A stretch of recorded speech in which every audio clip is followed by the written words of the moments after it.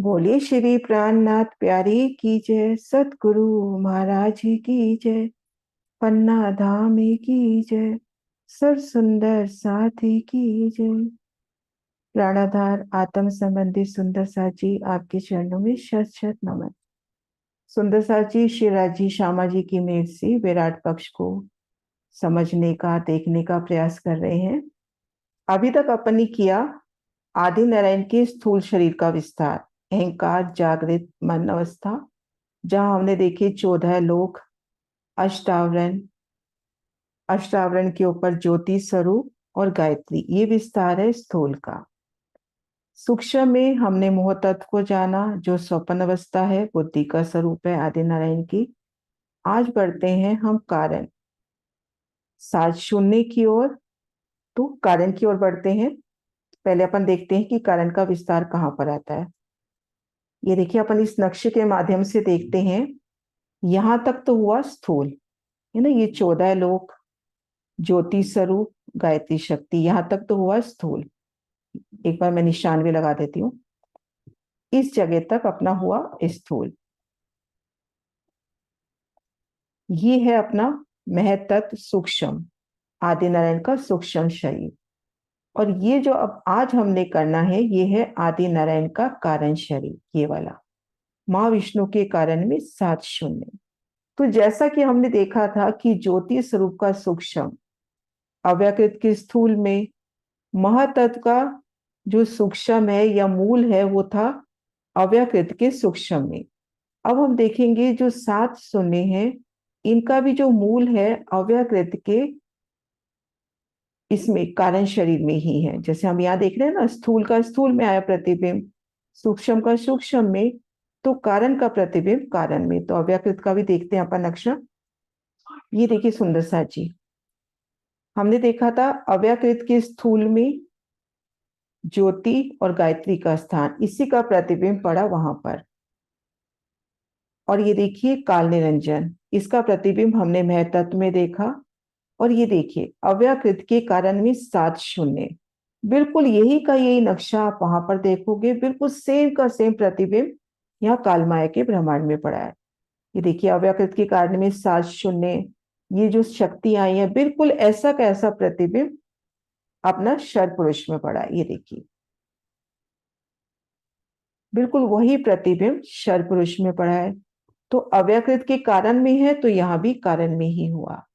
तो ये 7 शून्य और इनकी ये शक्तियां, वास्तविक, अनिर्वचनीय, उन्मुनी, तुच्छा और शिव कल्याणी शक्ति, तो इन शक्तियों के साथ इसका कार्य होता है, जिसमें ये उन्मनी शक्ति बहुत प्रचंड कही गई है। एक तरह से ये आदि नारायण जो शर पुरुष है, उसका पूरा जो कंट्रोल है, कार्यभार है, शक्तियां हैं, इस उन्मनी शक्ति के पास है।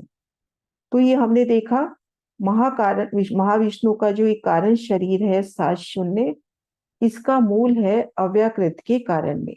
वहां भी 7 शून्य के नाम से है, वहां पर भी हमने यही शक्तियां देखी, उनका प्रतिबिंब यहाँ पर अब तक वो महाविष्णु में मिला। ये देखिए, ये 7 शून्य है तीसरी अंतर समष्टि। पहली समष्टि हमने क्या देखी थी? अष्टावरण। दूसरी समष्टि थी, दूसरी अंतर समष्टि थी महातत्व। ये है तीसरी अंतर समष्टि। वो कैसे, ये भी देखते हैं, नक्शे के जरिए देखते हैं। सबसे पहले हमने देखी थी कि पहली समष्टि ये अष्टावरण है, यानी अष्टावरण में मूल रूप में ये जो नीचे आया उनका पूरा समूह था, है ना, सामूहिक रूप से यहाँ था। और जब महाप्रलय होगी तो ये 14 लोग अष्टावरण में समाएंगे। अष्टावरण महातत्व में, महातत्व 7 शून्य में। महातत्व में भी हमने देखा था कि 5 तत्व 3 गुणों का पूरा सूक्ष्म यहाँ पे था।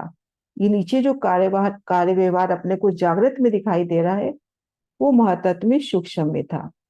ऐसे ही हम ये 7 शून्य में देखेंगे। ये है महाविष्णु का चित्त स्वरूप, कारण शरीर, इच्छा शक्ति कहें इसको। ये देखिए कारण, इच्छा शक्ति सुषुप्ति अवस्था है, और चित्त सुषुप्ति अवस्था, यानी एक गहरी नींद कहें, निराकार कहें। जैसे इस तरह से हम लेवे कि जब हम समाधि में बैठते हैं थोड़ा सा समझने के लिए, हम जब ध्यान में बैठते हैं तो सबसे पहले हम शरीर से परे होते हैं, फिर अपने बुद्धि के विचारों को रोकते हैं, उसको शांत करते हैं। उसके बाद जो अवस्था आती है, एक शून्य की अवस्था, तो वो ये है इच्छा शक्ति सुषुप्ति। यहाँ पर ये सुषुप्ति आनंदमयी बताई गई है। तो इस तरह से तीन अंत समष्टि, अब तीसरी देख रहे हैं, ये पहले समष्टि, महत्व दूसरी समष्टि, समष्टि यानी समूह, और ये महाकारण के कारण में जो सात शून्य है, ये तीसरी अंतर समष्टि है। तो इस तरह से सात शून्य तीसरी अंतर समष्टि आनंदमयी सुषुप्ति अवस्था है। आनंदमयी क्यों, अभी आगे देखेंगे कि इसके दो स्वभाव है, ई और अनही। ई से तो ये संसार का कार्य व्यवहार, और अनी से ये ब्रह्म रूप रहती है। तो उस अवस्था में ये ब्रिज और रास का ध्यान करती है, तो उस आनंद में रहती है। आदि नारायण का कारण शरीर है, इच्छा शक्ति है। 7 महाशून्य 1 खरब योजन का इनका विस्तार बताया गया है। अब यहाँ से अनंत राग तान मीठे स्वर उठते हैं। जो समाधि अवस्था में योगी पुरुष स्वरों की अनुभूति करते हैं, वो यहाँ पर। और अनंत राग, जैसे राग भैरवी, राग अहीर, जो देवीय राग है, वो यहीं से उत्पन्न हुए हैं। सारे गामा, वो भी यहीं से। तो अनंत राग तान मीठे स्वरों का इस स्रोत है। देवियां हमने देखी, अधिशास्त्री, वास्तवी, अन्यविष्णी, तुच्छा, शिव कल्याणी, उन्मनी। और 7 स्वरूपों की उत्पत्ति भी यहीं से हुई है। 7 स्वरूप हमने देखे थे ना, एक बार वापिस देखते हैं। 10वीं सूरत देखी थी हमने आदि नारायण की, इंद्रदेव। 9वीं देखी थी धर्मराज। 8वीं ब्रह्मा जी। 7वीं विष्णु जी। 6ठी महेश। 5वीं सूरत ज्योति स्वरूप। चौथी गायत्री। तो इस तरह से ये अपने कितने हुए, तीन, तीन छह, गायत्री तक 7 स्वरूप हो गए ना। अपन 10वें से चौथे तक आते हैं तो 7 स्वरूप हो जाते हैं। तो ये 7 स्वरूपों की उत्पत्ति, ये जो शक्ति मिलती है इन 7 स्वरूपों को, इसी 7 शून्य से। और यहाँ पर पहुंचने का जो मार्ग है, अजपा जाप। और ब्रिज और रास का यहाँ पर प्रतिभास है, प्रतिभास। ये देखिए सुंदर सा जी, ये सबली का निर्मली चेतन। ये देखिए महाकारण में, सबली के महाकारण में रासलीला खंड है, कारण में ब्रिजलीला खंड है। सबली के महाकारण में और कारण में। जब सूक्ष्म में आएगा तो पहले तो प्रतिबिंब ही आएगा ना, पहला तो प्रतिबिंब ही आएगा। अब जब ये अव्यकृत में आ रहा है, जब ये देखिए अव्यकृत के महाकरण में भी प्रतिबिंबित आ रही है, जैसे यहाँ पर भी। लेकिन ये नीचे यहाँ पर भी सुमंगला शक्ति में भी, प्रणव में भी बात हुई है कि यहाँ पर भी द्विजोरास का प्रतिभास पड़ रहा है। अब ये नीचे उतरते उतरते ये पहुंच रहा है कालमाया के ब्रह्मांड में। कालमाया के ब्रह्मांड में यहाँ देखेंगे हम महाकारण के शुद्ध कारण में और शुद्ध महाकारण में। अब ये सूक्ष्म में भी आ रहा है, 7 शून्य में भी आ रहा है, और नीचे गायत्री में भी आ रहा है। तो यहाँ पर प्रतिभासी, प्रतिभासिक हो गई ना, मतलब प्रतिबिंब का भी प्रतिभास उतरते उतरते यहाँ पे प्रतिभासिक। तो यहाँ पर इसके दो स्वरूप है, ई और अनही। अनही से ये रास और ब्रिज और रास की उन अखंड सुखों का पान करती है, और ई में ये अपना माया का कार्य करती है।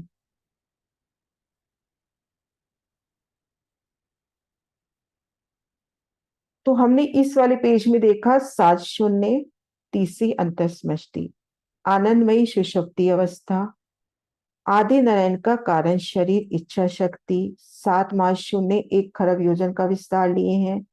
अनंत राग तान मीठे स्वर यहीं से उठते हैं। रंगों का स्रोत यही है। वैसे रंग कहते हैं कि अपन सूर्य से हैं, लेकिन सूर्य का मूल भी इसी महाशून्य से है, क्योंकि सूर्य क्या है, विराट की आंखें। तो उसकी उत्पत्ति भी इसी महाशून्य से है। ये देवियां हुई 7 स्वरूपों की उत्पत्ति, अजपा जाप, ब्रिज और रास का प्रतिभास। अब देखते हैं इच्छा शक्ति के, ये जो 7 शून्य है, इस इच्छा शक्ति के दो रूप हैं, इही रूप और अनही रूप। ई रूप में ये इच्छा, चेष्टा और क्रिया करती है। जब इच्छा करेगी तो चेष्टा भी होगी, क्रिया भी होगी, तो वो माया का स्वरूप है। तो ई रूप हो गई इच्छा रूप माया, अर्थात ये जो संसार का कार्य व्यवहार देखती है, वो है इच्छा रूप माया। अनही रूप में हम देखेंगे इसमें चेष्टा और क्रिया का भाव है। ये अनिच्छ ब्रह्म है। अनिच्छ ब्रह्म यानी ये इस वक्त ब्रिज और रास की लीलाओं के सुखों में मगन है। अनी शक्ति, ये जो अनी शक्ति है, अनिच्छ ब्रह्म है, इसने नारायण और सतलोक को, ये नीचे जो नारायण का विस्तार देख रहे हैं अपन, 14 लोक, अष्टावरण, महातत्व, 7 शून्य। अब ऊपर देखते हैं सतलोक, जो महाकारण में आएगा। अभी आगे देखेंगे अपन कल महाकारण। तो इन दोनों को इसने मकड़ी के तार के समान एक सूत्र से मिला रखा है। तो जो आगे जाते हैं उनके लिए वो जगह एक रास्ता बन जाती है। 7 शून्य से आगे जाने वालों के लिए वो मकड़ी के तार के समान जो जोड़ रखा है, वो उनका रास्ता बन जाती है। तो इस तरह से ई रूप और अनी रूप, और काफियों की मुक्ति का स्थल यही है। लेकिन ये अनित्य है, महाप्रलय में नाश होने वाला है। ये हमने देख ही लिया। अब ये देखो, एक महाउपनिषद में इसका प्रमाण मिलता है अपने को। और इस इच्छा शक्ति के स्वरूप में हंसों का सरोवर है। ब्रिज रास की लीला का प्रतिभास है। अनेक जीवों का मुक्त होने का यही स्थान है, पर ये सब अनित्य है। अब इसको शास्त्रों में शून्य, प्रकृति, माया, ब्रह्म, प्रकाश स्वरूप, विज्ञान स्वरूप, पुरुष, ईश्वर, आत्मा, इच्छा शक्ति, विश्व कारण, कई नामों से जाना जाता है ना। अब ये वाणी में अपनी चौपाई है। उपासनी निर्गुण या निरंजन, किन उल्लंघ्यो न जाए विष्णु को कारण। या शास्त्र या साधुजन, द्वैत सभी समानी सुन। निर्गुण या निरंजन की उपासना करने वाले श्री भगवान विष्णु के कारण स्वरूप इच्छा शक्ति 7 शून्य को भी उल्लंघन नहीं कर पाए। मतलब 7 शून्य को भी पार नहीं कर पाते जो निर्गुण और निरंजन की उपासना करते हैं। शास्त्रों या साधु जनों के उपदेश भी द्वैत के कारण शून्य में ही समा जाते हैं। संतवाणी में भी इसको शून्य, प्रकृति, इच्छा शक्ति, आत्मा, पुरुष, विज्ञान रूप, माया, ब्रह्म, विश्व कारण, ईश प्रकाश स्वरूप बताया है। ये ऊपर से देखने में बहुत प्रकाशित लगता है, लेकिन इसके अंतर में घोर अंधकार है। क्योंकि अगर महाविष्णु का भी स्वरूप देखें तो उसको सत का आभास नहीं होगा। जिस दिन सत का आभास होगा उसी दिन ये खेल खत्म हो जाएगा। तो जब तक इस राज्य ने इस संसार को रखना है, तब तक आदि नारायण के चित्त में घोर अंधकार है। ये आदि नारायण का चित्त हुआ ना, तो इसमें घोर अंधकार है। अब देखते हैं कारण शरीर का वर्णन वृत्तांत मुक्तावली से। शिव ईश्वर हरि हर विधि तत्व विषय के देव, विषय अहम कृति तम सहित कारण तनु तिमि भेव। ब्रह्मा, विष्णु, शंकर, ईश्वर, सदाशिव सभी देवताओं, सभी तत्वों के देवता हैं। इनके अंश से बनी ये कारण देह का विषय अहंकार है, और इसमें तमोगुण प्रधान है। अब देखिए सुंदर सा जी, अपन ने किया था जब अष्टावरण, तो पृथ्वी, जल, अग्नि, वायु और आकाश 5 तत्व देखे थे। इनके देवता देखे थे ब्रह्मा, विष्णु, महेश, ईश्वर और सदाशिव। ये इन तत्वों के देवता हुए, और इनके अंश से ही ये कारण देह बनी है। यानी इस कारण देह में, कारण शरीर में इन 5 तत्वों का मूल रूप से समावेश है। अब ये 5 तत्व क्या है? तमोगुणी है ना, अंधकार है। तो यहाँ भी तमोगुण प्रधान रहता है। मतलब ये जहाँ 5 तत्व हैं वहां पे असत्य है, जड़ है, दुख है। तो यहाँ भी चित्त में अंधकार है। अगली छपाई है, कहूं पोड़ अज्ञान को यह शरीर प्रकार, दो रूप को लय तहाँ वर्णत नित निर्धार। ये जो कारण शरीर देखा हमने 7 शून्य, जिससे 7 स्वरों की उत्पत्ति होती जिसमें स्थूल सूक्ष्म दोनों शरीरों का लय हो जाता है ना। यहाँ पे स्थूल सूक्ष्म दोनों इसमें मूल रूप से विराजमान है। सब जंतुओं में ये दशा वर्णत प्रतिदिन ज्ञान, नित्य पढ़े ताको कहत श्रुति सिद्धांत बखान। अब सुषुप्ति की दशा सभी जंतु प्राणियों में रहती है। सभी जंतु प्राणियों में शरीर स्थिर हुआ, उसके बाद निद्रा की अवस्था, फिर उसके बाद जो गहरी निद्रा, निराकार की अवस्था। तो ये अवस्था सभी जंतु प्राणियों में आती है। तो उस वक्त कहा जाता है ना कि उस वक्त एक तरह से आप मौत में हो, आपको कुछ सुध नहीं है, जो प्रतिदिन निद्रा के समय हुए ज्ञान के रूप में अनुभूत होती है, और इससे ही नित्य प्रलय कहते हैं। जो सुषुप्ति की अवस्था है ये सभी जंतु प्राणियों में होती है। जो निद्रा के समय अपने को महसूस होती है कि सुबह उठते हैं ना कि हाँ आज तो बहुत अच्छी नींद आई, तो लेकिन वो टाइम अपना अंधकार में गया ना, उस वक्त हम शून्य थे। शास्त्र उसे नित्य प्रलय कहते हैं। अब है यामे आनंद कोश है गति सुषुप्ति पहचान, क्षुद्रानंद प्रकाश करी कहत वेद विदुषान। सुषुप्ति अवस्था में जीवात्मा आनंद कोश में ढकी रहती है।